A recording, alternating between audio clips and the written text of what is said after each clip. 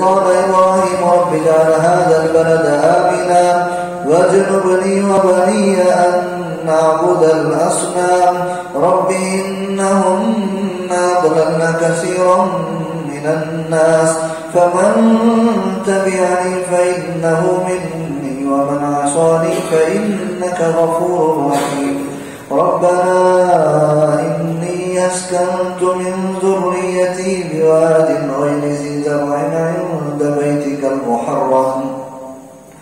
ربنا ليقيموا الصلاة فاجعل أفئدة من الناس تهوي إليهم وارزقهم من الثمرات لعلهم يشكرون ربنا إنك تعلم ما نخفي وما نعلن وما يخفى على الله من شيء في الأرض ولا في السماء الحمد لله الذي وهب لي على الكبر إسماعيل وإسحاق إن ربي لسميع الدعاء رب اجعلني مقيم الصلاة ومن ذريتي ربنا وتقبل دعاء ربنا اغفر لي ولوالدي وللمؤمنين يوم يقوم الحساب فلا تحسبن الله غافلا عما يعمل الظالمون إنما يؤخرهم ليوم تشخص فيه الأبصار مهطعين مقنعي رؤوسهم لا يرتد إليهم طرفهم وأفئدتهم هواء وأنذر الناس يوم يأتيهم العذاب فيقول الذين ظلموا ربنا أخرنا إلى أجل قريب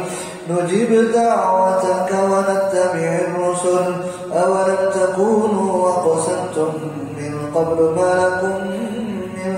زوال وسكنتم في مساكن الذين ظلموا أنفسهم وتبين لكم كيف فعلنا بهم وضربنا لكم الأمثال وقد مكروا مكرهم وعند الله مكرهم وإن كان مكرهم لتزول منه الجبال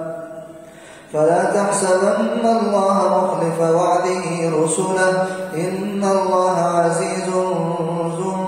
انتقام يوم تبدل الأرض غير الأرض والسماوات وبرزوا لله الواحد القهار وترى المجرمين يومئذ مقرنين في الأسفاد سرابيلهم من قطران وتغشى وجوههم النار ليجزي الله كل نفس ما كسبت إن الله سريع الحساب هذا بلاغ للناس ولينذروا به وليعلموا أنما هو إله واحد